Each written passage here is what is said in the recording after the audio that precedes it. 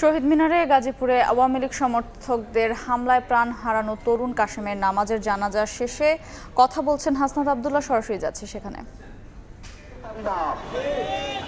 অন্তর্বর্তীকালীন সরকারকে আমরা আহ্বান জানাচ্ছি আওয়ামী লীগকে নিষিদ্ধ করার জন্য, আওয়ামী লীগকে বিচার দ্রুত করার জন্য আপনার আর কি কি প্রয়োজন?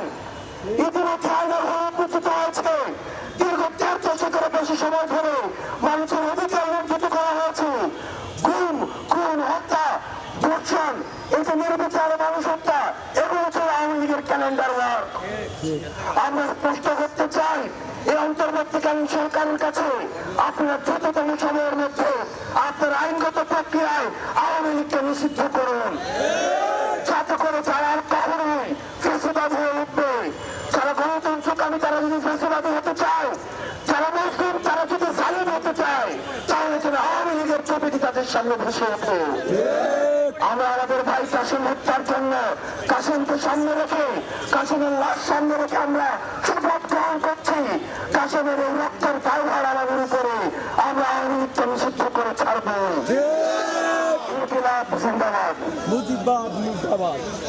আমরা এখন জানাতে শুরু করছি।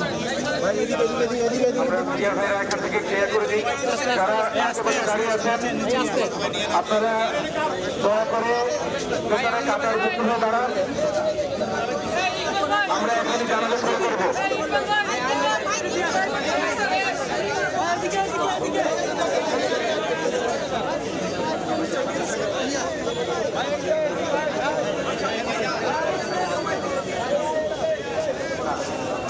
আচ্ছা, এখানে প্রত্যেক কাতারে আমাদের মুকাব্বির প্রয়োজন হবে, যেহেতু মাইক রাখবো না। প্রত্যেক কাতার থেকে একজন হাত তুলেন, যিনি মুকাব্বির হবেন, একজন করে হাত তুলেন, মুকাব্বির হবেন। আমরা মাইক রাখবো না জানাজার সময়। যারা হাত তুলেছেন তারা উচ্চ কণ্ঠে তাকবীরগুলো দিয়ে দেবেন, যাতে সকলে জানাজায় সুন্দরভাবে অংশ নিতে পারে।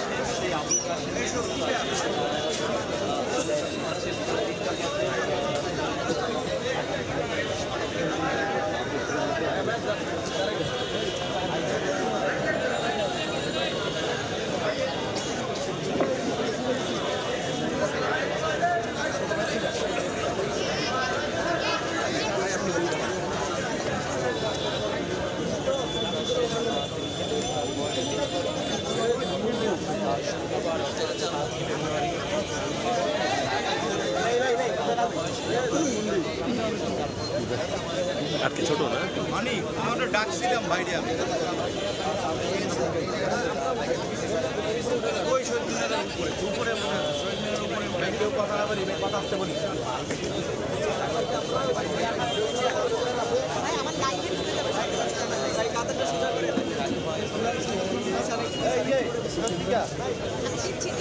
এই ক্ষেত্রে একটু চাপেন, তারা সবাই পাই ক্ষেত্রে চাপেন একটু।